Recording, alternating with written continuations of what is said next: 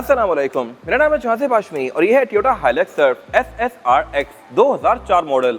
और ये गाड़ी मेरे ख्याल से काफ़ी खूबसूरत कार है और अपने एरिया में ये गाड़ी बहुत ज़्यादा पॉपुलर रही है, लेकिन पाकिस्तान में ये गाड़ी काफ़ी कम ही नजर आती है। इसकी क्या वजह है मैं कवर करूँगा आगे जाके। और ओवरऑल साइज, फीचर्स, इंजन, इन सब के लिहाज से ये गाड़ी ऑलमोस्ट प्राडो ही है। इंजन भी इसमें प्राडो जैसा आता है, सस्पेंशन वाइज भी ये गाड़ी उससे मिलती जुलती है और फीचर्स वाइज भी। लेकिन ये गाड़ी क्योंकि थोड़ी रेयर है तो इसका मेरे ख्याल से थोड़ा सा हेड टर्नर वाला एलिमेंट ज़्यादा है। खैर, जहाँ तक बात है फीचर्स की तो ये प्राडो से थोड़े से बेहतर ऑफर करती है। इसमें हेडलाइट प्रोटेक्शन लैंप आते हैं, छोटी मोटी चीज़ें और बेहतर हैं। ये सब मैं कवर करूँगा आगे जाके। फिलहाल अगर बात की जाए इस गाड़ी की प्राइस की तो ये 4 मॉडल है, इस्लामाबाद रजिस्टर्ड है और इसकी डिमांड 88 लाख है। ये सेगमेंट मोटरस्पोर्ट के पास अवेलेबल है और अगर आपने इसके बारे में कोई इन्फॉर्मेशन लेनी है तो आप दिए गए नंबर पर कॉल कर सकते हैं या फिर आप सेगमेंट मोटरस्पोर्ट को विजिट कर सकते हैं, जो कि रावलपिंडी में DH2 के गेट 1 के ऑपोजिट लोकेटेड है। हमारी एक और ब्रांच भी है रावलपिंडी में मरी रोड पे। Overall, it's a great SUV and today I'm going to review it.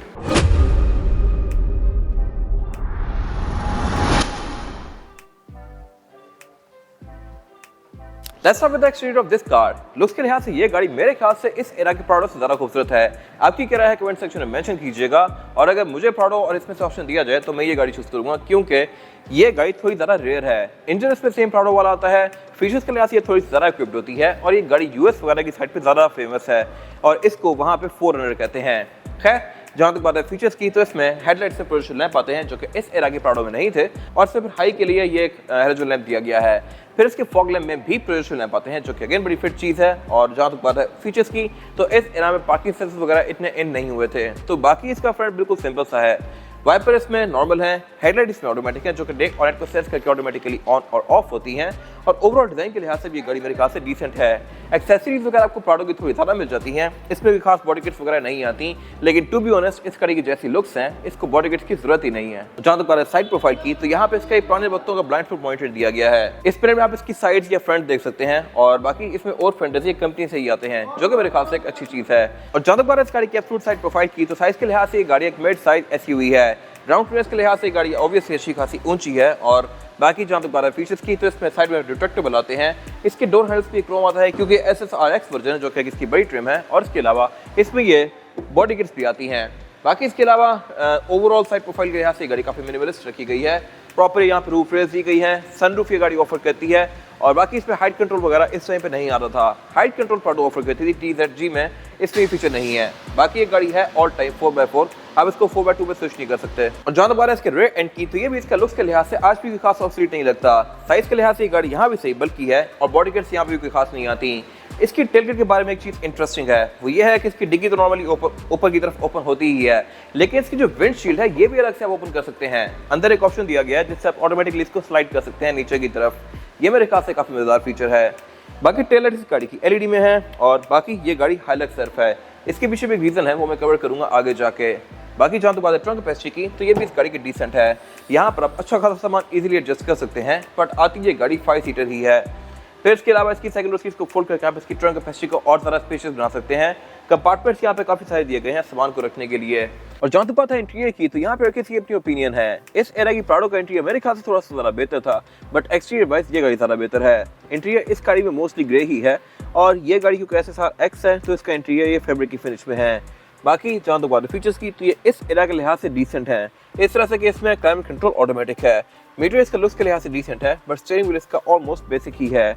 Airbags की गाड़ी मल्टीपल ऑफर करती है, एक स्टीयरिंग व्हील में है और एक डैशबोर्ड में।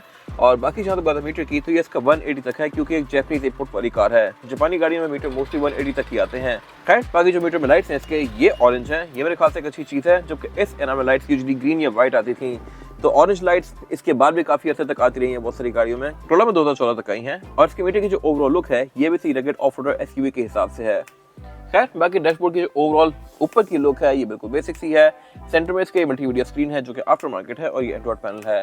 नीचे पे इसकी ये बेसिक चीजें दी गई हैं, क्लाइमेट कंट्रोल दिया गया है जैसा कि मैंने बताया, ये ऑटोमेटिक है और ये गाड़ी आपको एवरेज वगैरह भी यहीं पे शो करवाएगी। फिलहाल ये गाड़ी एवरेज शो करवा रही है 7.0 की, जो कि इस इंजन के हिसाब की ही है। ये गाड़ी 7-8 के आसपास ही रहती है, इससे ऊपर नहीं जाती। अब है ये कहने को सिर्फ क्लाइमेट कंट्रोल, इसकी फैन स्पीड को एडजस्ट करने के लिए कोई डायल या कोई बटन नहीं है। ये अलग अलग 5 बटन हैं जिनको आप अलग अलग करके इसकी फैन स्पीड को एडजस्ट कर सकते हैं। अगर मैं इसको इस पे करूंगा तो ये 1 2 3 4 5 इसमें अलग अलग 5 लेवल्स दिए गए हैं। बाकी यहाँ पे नीचे फिर ये स्टोरेज कंपार्टमेंट्स हैं, कप होल्डर्स वगैरह हैं, गैस सिलेक्टर है, सारा कुछ नॉर्मल स्टफ है। सेंटर कंसोल भी इसका स्पेस के लिहाज से डिसेंट है और ये भी 2 वे ओपन होता है, एक तरफा इस तरह से और फिर ये आगे की तरफ इस तरह से भी ओपन होता है। खैर बाकी सीट इस गाड़ी में ये मैनुअली एडजस्टेबल है। सनरूफ इस गाड़ी में लिया गया है, ये हर गाड़ी में नहीं आता, एक एड ऑन फीचर होता है। और बाकी विंडोज गाड़ी में चारों ही सिंगल टैप वाली हैं, इतनी पुरानी होते हुए भी। साइड मिरर्स के रिट्रैक्टेबल हैं, चाबी इसमें इमोबिलाइजर वाली आती है और ये है इसमें रियर पैसेंजर्स के लिए सीटिंग कैपेसिटी। यहाँ पे लेगरूम का मेरे पास में कोई खास इशू नहीं है, हेडरूम भी इसका डिसेंट है, चौड़ाई के लिहाज से भी ये गाड़ी अच्छी है। यहाँ पर 3 लोग कंफर्टेबली बैठ सकते हैं, 4 आना चाहें तो वो भी आ जाएंगे, लेकिन फिर ज़रा कंफर्टेबल नहीं होंगे।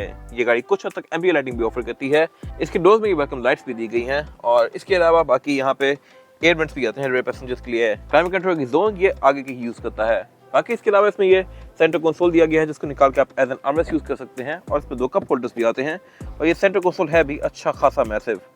बाकी इसके अलावा यहाँ पे ये 3 हेडरेस्ट दिए गए हैं, सीट बेल्ट दी गई हैं और इसके अलावा यहाँ कुछ खास है नहीं। और जहाँ तक बात है इस गाड़ी के इंजन की, तो इंजन भी इसमें टोयोटा की मोस्टली कार्स की तरह बहुत सारे आते हैं, 2.7, 3.0 डीजल और फिर 3.4 पेट्रोल जो कि ये गाड़ी है और इसके अलावा भी काफी सारे इंजन। मोस्ट कॉमन इसमें होता है 2.7 पेट्रोल या फिर ये 3.4 वाला। डीजल में 2.8 वाली गाड़ियां आती हैं लेकिन वो बहुत कम होती हैं, बट इसमें मोस्ट सक्सेसफुल इंजन है 3.0 वाला या फिर ये 3.4 वाला। डीजल वाली गाड़ियां बहुत कम होती हैं, उसके ऊपर इंटरकूलर होता है, हमारे पास भी एक अवेलेबल है, बट अगर बात करें इस गाड़ी की तो ये 185 हॉर्स पावर यूज करती है जो कि सफिशिएंट फिगर है बॉडी साइज के लिहाज से। इवन जो आज की 2.7 वाली प्राडो या फॉर्च्यूनर है वो गाड़ियां भी 160 के आसपास फिरती हैं, तो ये उससे ज्यादा पावरफुल है और ये गाड़ी ऑल व्हील ड्राइव है। फिर इसमें एबीएस और ट्रैक्शन कंट्रोल भी आता है और इसमें डिफरेंशियल लॉकिंग भी आती है, तो ये सारी चीजें मिलकर इसकी राइड को बेहतर बनाती हैं। ये इंजन है भी काफी रिलायबल, सेम इंजन प्राडो में भी आता रहा है, तो इनके पार्ट्स इंटरचेंजेबल भी हैं। बाकी इसके अलावा इसमें बोर्ड पे कोई स्कूप नहीं है, एवरेज गाड़ी आपको 7-8 की देगी। और जैसा कि मैंने बताया था कि ये गाड़ी हाइलक्स सर्फ है, तो इसका मतलब ये है कि ये गाड़ी हाइलक्स के प्लेटफॉर्म पे बेस्ड है। प्राडो लैंड क्रूजर होती है, फॉर्च्यूनर लैंड क्रूजर नहीं होती, ना ही ये गाड़ी लैंड क्रूजर है। प्राडो लैंड क्रूजर होती है, land cruiser 200 series land cruiser होती है, बट इसका प्लेटफॉर्म डिफरेंट है और ये हाइलक्स के साथ प्लेटफॉर्म शेयर करती है, तो इसकी राइड वगैरह कंपैरेटिवली प्राडो वगैरह से 19-20 है, बट ये कोई इतना ज्यादा डिफरेंस नहीं है जो कि नोटिसेबल हो। जहां तक बात है टायर साइज की, तो इसमें टायर साइज है 265, 65 और 17। रिम 17 इंचेस का है जो कि ऑफ रोडिंग में काफी हद तक हेल्प करता है। अगर रिम बड़ा हो और टायर पतला हो तो ऑफ रोडिंग में ये काफी जल्दी डैमेज हो जाते हैं टायर्स के। बाकी टायर्स का ये मिशेलिन का है जो कि ऑन रोड का टायर है, अगर आप इसको ऑफ रोडिंग करना चाहते हैं तो इस पे आप ऑल टेरेन टायर लगा सकते हैं। बाकी इसमें एबीएस भी आती है और उसके अलावा ड्राइव मोड्स भी।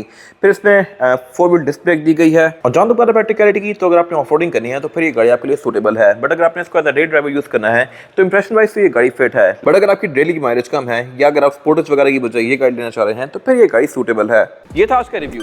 अगर आपको रिव्यू पसंद आया है तो इसको लाइक कीजिए, मेरे चैनल को सब्सक्राइब कीजिए और अगर आपके पास इस गाड़ी से रिलेटेड कोई भी राय है तो उसको कमेंट सेक्शन में शेयर जरूर कीजिएगा, ताकि वो लोग जो ये गाड़ी लेने वाले हैं वो आपकी राय से फायदा उठा सकें। अपना ख्याल रखिएगा। Thank you.